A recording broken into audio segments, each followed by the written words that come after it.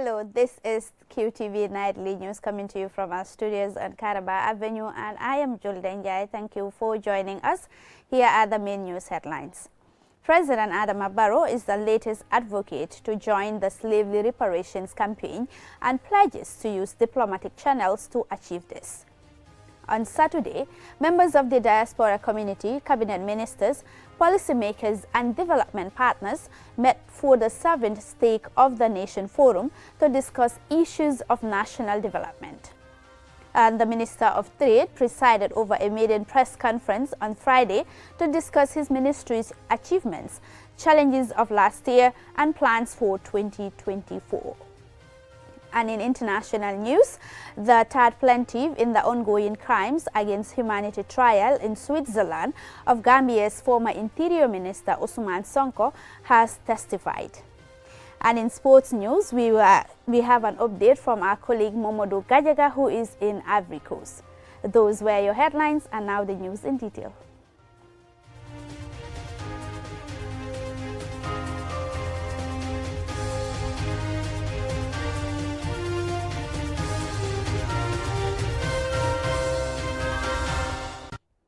This is QTV News with me, Jul Denjai. In recent years, demands for slavery reparations have grown louder across Africa and the Caribbean, with heads of states and international organizations such as the AU and UN adding their voices to the calls. The latest to join the campaign is Gambia's President Adama Barrow, who pledged to use diplomatic channels to advocate reparations for slavery. Momodou Lamin Choi has the details. From across the continent and around the world, there are calls for the nations that were perpetrators of slavery to recognize the undeniable truth of the evil of the trade and right the wrongs against Africans that have gone unpunished for more than 400 years. Conservative estimates are that over 12 million men and women were forcibly kidnapped from Africa, shipped along treacherous routes, and delivered as slaves in the Americas and Europe. Hazem Cisse is a Gambian historian.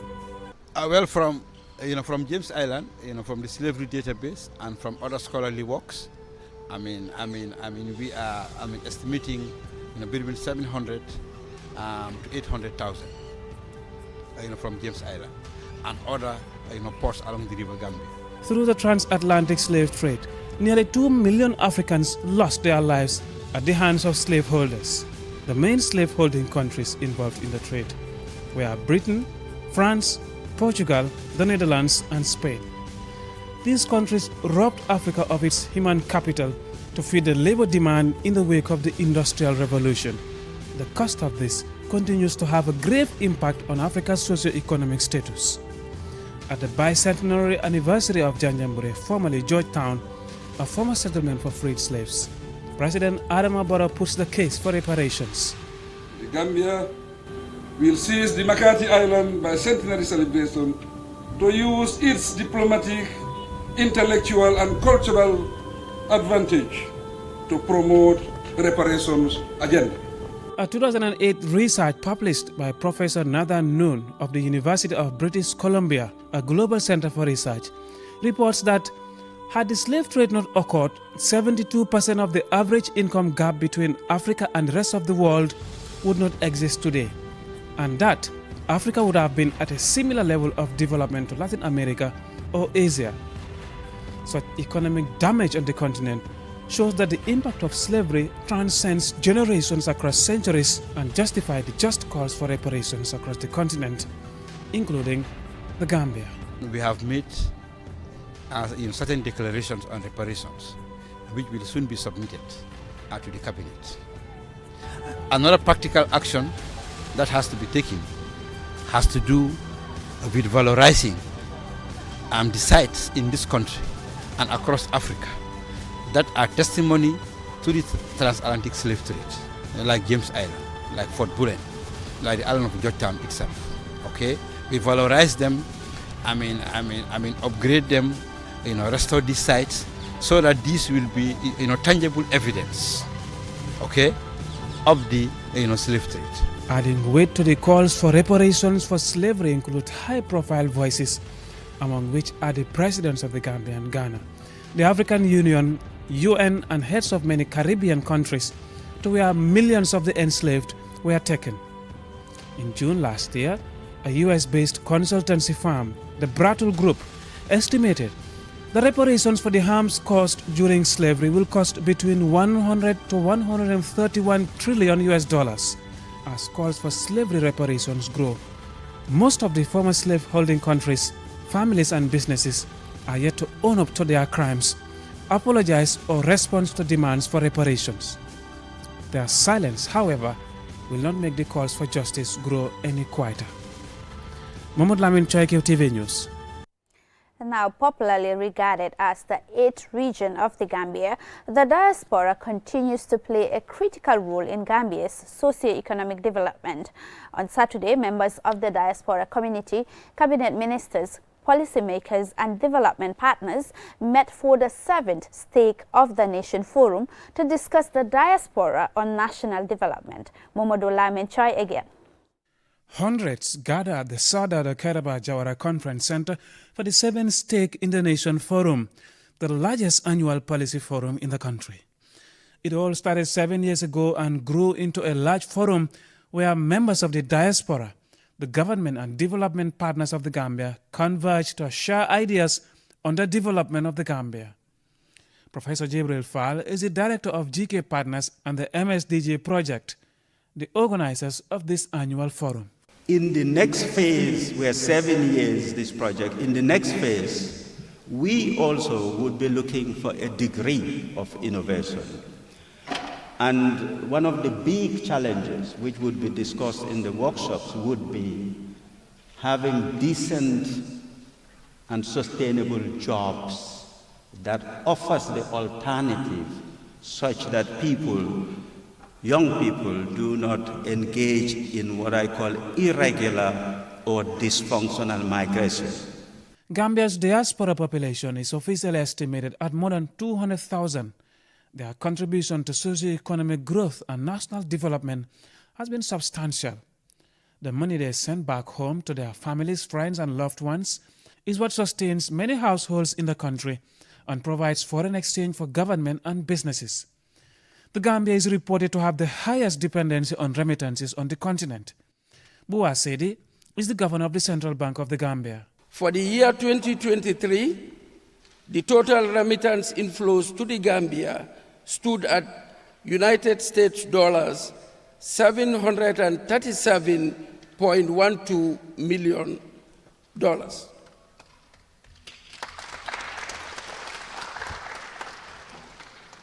This accounted for 32.11% of our nominal gross domestic product, GDP, and represents an increase of 3.46% over the same period in 2022. Having a forum like this one provides the platform for a face-to-face engagement between the diaspora, government and its development partners to share ideas on how to move the country forward. This forum is expected to harness the skills, knowledge and expertise of scholars on the theme Innovation and Impact for Inclusive Development. Professor Pierre Gomez is the Minister of Higher Education. Our esteemed speakers, panelists and participants shall bring a wealth of expertise and experiences to the table. And today we seek answers. We are from academia. We will ask questions, but we don't have the answers. But we believe you are the stakeholders will find answers for us. The Minister of Foreign Affairs and Gambians Abroad, Dr. Mamadou Tangara, delivers a keynote address on behalf of President Adama Barrow.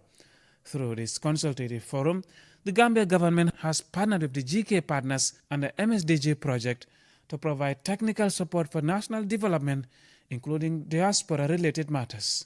The will for sustainable and inclusive development is alive because my government is committed to structural reform to expand, enhance and leverage human and other resources, including integrating the Gambian diaspora within the development frameworks. The Deputy Ambassador of the European Union, the UNDP resident representative in the Gambia, and Ibrahima Sawane, Vice President of African Finance Corporation, delivered remarks at the official opening of the forum, underscoring the importance of the diaspora, issues of migration, and the need for diaspora investment in the Gambia to create more economic opportunities for national development. Mahmoud Lamin, Chai QTV News.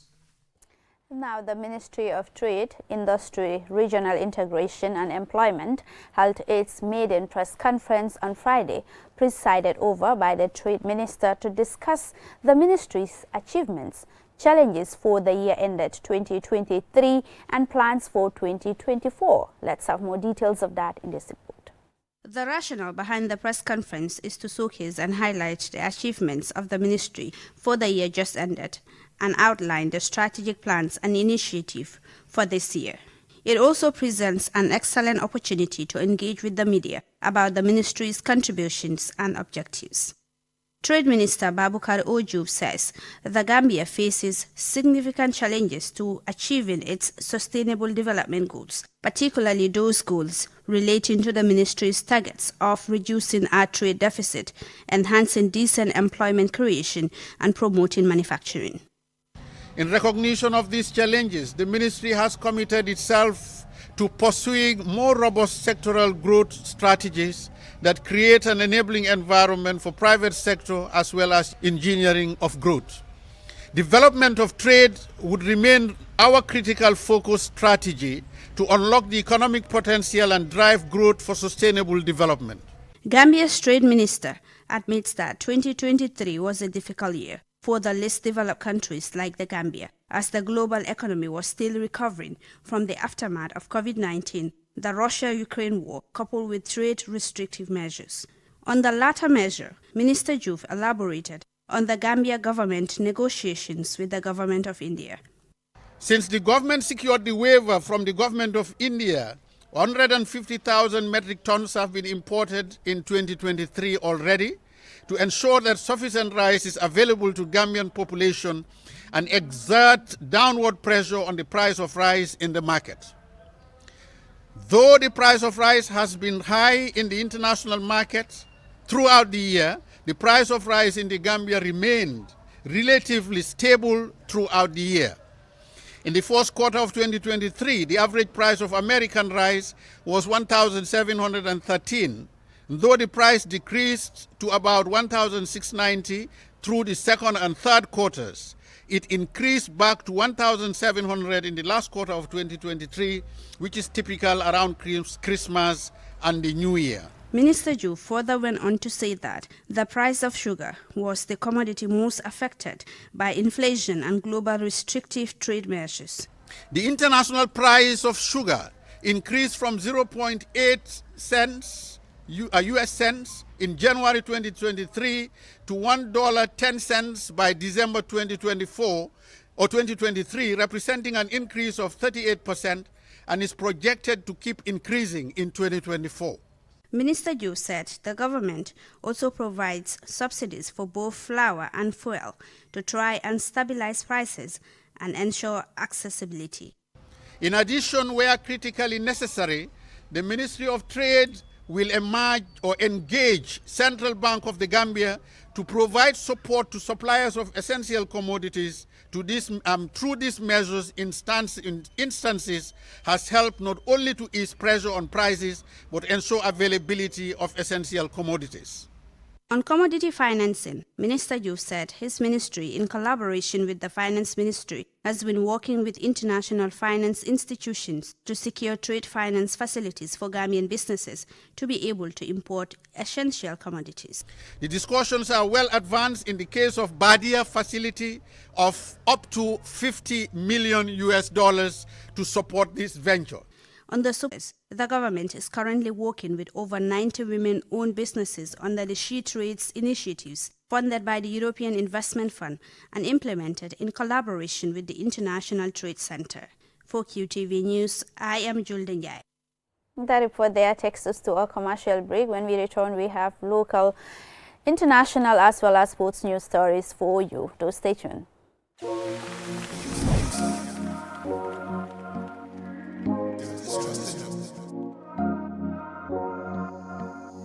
As fast fastest growing GSM company in the Gambia.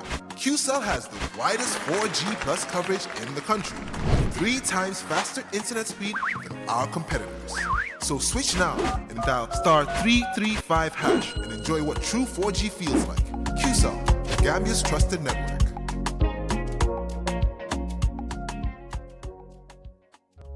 Looking for the perfect place to promote your product or place your advert? Look no further than QTV. We are the premier destination for businesses looking to connect with Gambian audiences and beyond. At QTV, we offer a variety of advertising solutions to suit your needs and budget. With our diverse range of programming, you can be sure that your ad will reach a broad and engaged audience. From our popular news broadcast to our exciting music and entertainment programming, QTV has something for everyone. QTV, the premier destination for advertising in the Gambia. Contact us today and let us help you reach your audience.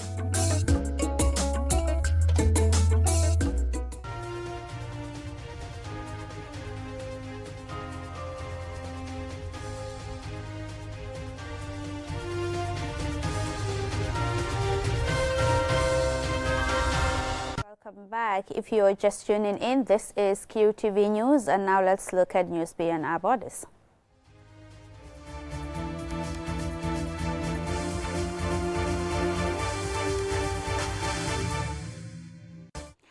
The third plaintiff in the ongoing sexual violence and crimes against humanity trial of Gambia's former Interior Minister Ousmane Sonko in Switzerland has accused Sonko of playing a role in his arrest, detention and torture in the aftermath of the failed 2006 coup attempt in the Gambia.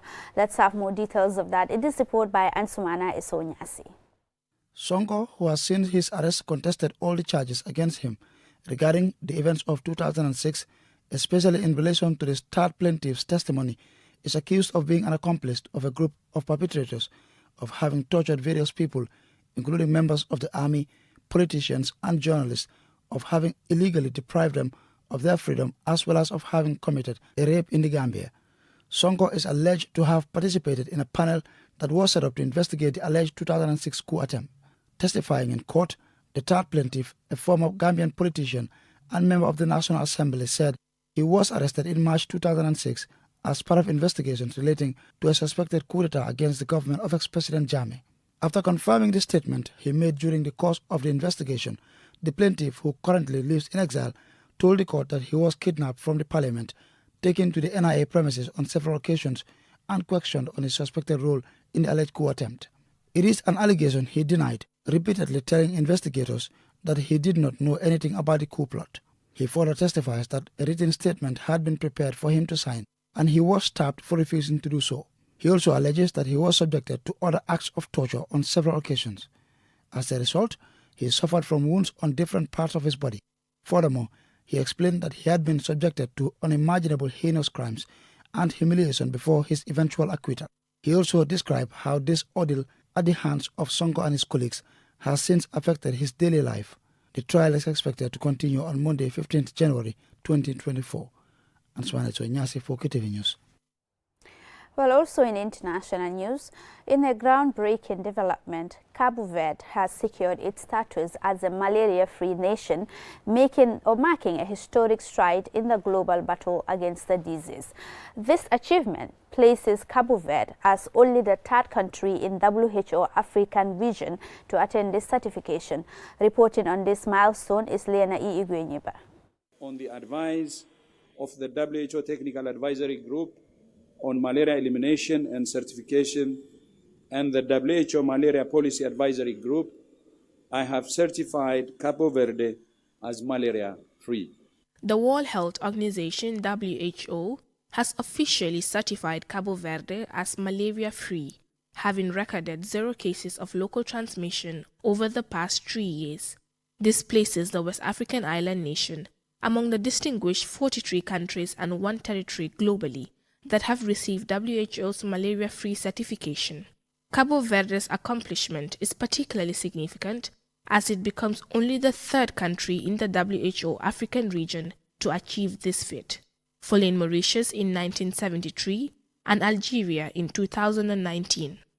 Given that Africa shoulders the highest burden of malaria globally, accounting for 95% of cases and 96% of related deaths in 2021, Cabo Verde's success holds immense importance. Malaria caused by a mosquito-borne parasite claims a staggering number of lives, with 580,000 African fatalities in 2022 alone, constituting 95% of global deaths. Once prevalent on 9 inhabited islands of Cabo Verde, malaria was successfully eradicated on 8 of them, with final efforts concentrated on Santiago, which is where the country's capital, Praia, is located. Cabo Verde, which is situated off West Africa's coast, with Senegal and Gambia being the countries closest to it, invested heavily in fortifying its health systems, enhancing diagnosis and treatment accessibility, and deploying vigilant surveillance officers for early case detection and mosquito control. The nation's malaria control strategy includes free care and diagnostic services for international travelers and migrants, aiming to thwart cases imported from mainland Africa. The country also has a very effective waste and litter management and disposal system. WHO Director General Dr. Tedros Adhanom Ghebreyesus commended Cabo Verde's government and citizens for their steadfast commitment and resilience in eliminating malaria, expressing that this success gives us hope that with existing tools as well as new ones including vaccines, we can dare to dream for a malaria-free world. Health experts hail Cabo Verde's achievement as a beacon for other small countries, illustrating that containment and elimination policies can indeed yield successful outcomes. Cabo Verde's success has shown that these results can be achieved without vaccines. Reporting for QTV News, I am Lena Iyigwenyeba. Now it's sports news.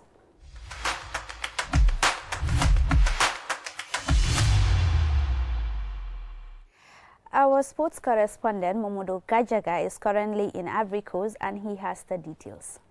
After a 2-hour journey from Banjul, the Gambia, we eventually arrived in Yamoussoukro, where the Gambia is based, and they will be playing alongside Cameroon and also 5-time African Cup of Nations winners, Cameroon, and they will also be playing against Guinea.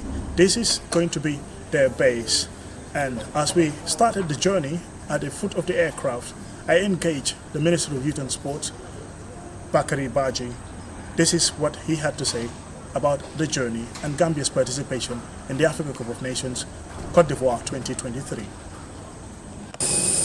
Well, we're excited, yes, and then also having great hopes and great anticipation of a very successful outing, AFCON. And of course, like you said, we have here another flight chartered by government, taking fans, government officials, GFM officials, the Scorpion Fans Club, the media and others. And we look forward to a great event, and of course, appreciation again to the President and the government. At the Yamoussoukro airport, there were scenes of jubilations and scenes of welcoming, especially a performance by the Scorpions Fans Club. It's a beautiful performance, and so you will enjoy it.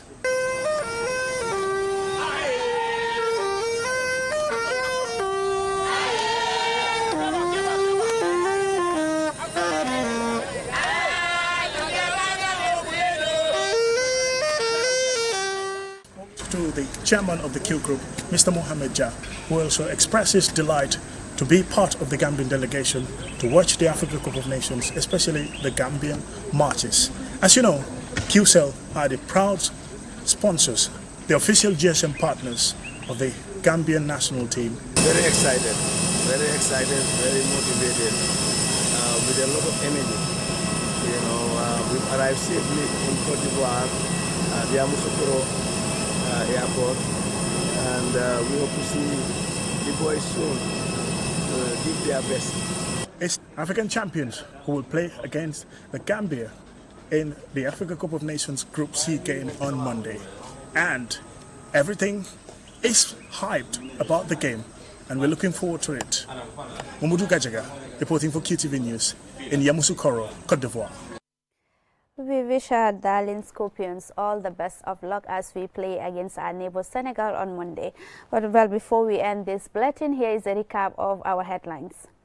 President Adama Barrow is the latest advocate to join the call for slavery reparations and has pledged to use diplomatic channels to achieve this. On Saturday, members of the diaspora community, cabinet ministers, policymakers and development partners met for the 7th Stake in the Nation Forum to discuss the national development. And the Minister of Trade presided over the ministry's maiden press conference on Friday to discuss the ministry's achievements, challenges of last year and plans for 2024. And in international news, the third plaintiff in the ongoing crimes against humanity trial of Gambia's former Interior Minister Ousmane Sonko testified in Switzerland on Friday, accusing Sonko of playing a role in his arrest, detention and torture. Well, our sports correspondent Momodo Gajaga, who is currently in Ivory Coast, gave us the latest updates there. That's all we have for you in this bulletin of the news. Join us tomorrow at 8 p.m. for the Weekend Review with Ade Drami and Momodo Mboj. Many thanks indeed for the pleasure of your company and have a nice weekend. Bye-bye.